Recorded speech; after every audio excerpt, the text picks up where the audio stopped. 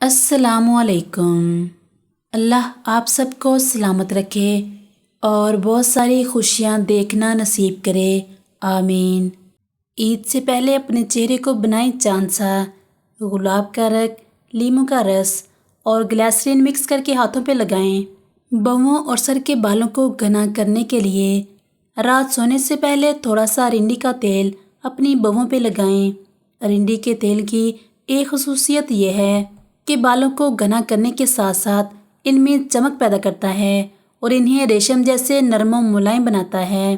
پودینے کی پتیاں لے کر انہیں ابال کر ان کا پانی ٹھنڈا کر کے نہار منہ استعمال کریں، اس سے رنگ صاف ہوگا۔ 2 عدد گاجر، 1 عدد چقندر اور آدھے لیموں کا رس نکال لیں اور ہر دوسرے روز پئیں، اس سے رنگت نکھر آتی ہے۔ لیموں کا رس چہرے پر ملنے سے چہرہ صاف ستھرا اور گورا ہو جاتا ہے۔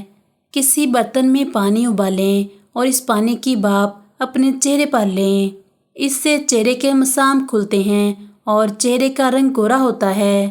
بیسن میں ذرا سی ہلدی ڈال دیں اور اس میں سرسوں کا تیل ملائیں۔ اس امیزے کو چہرے پر استعمال کرنے سے آپ کی جلد میں نکھار آ جاتا ہے۔ شہد میں بلائی ملا کر رات کو سوتے وقت لگائیں، کچھ دیر بعد ہلکا مساج کر کے اتار لیں، اس سے نہ صرف رنگت اچھی ہوگی بلکہ دانوں اور داغ دھبوں میں بھی فرق پڑ جائے گا۔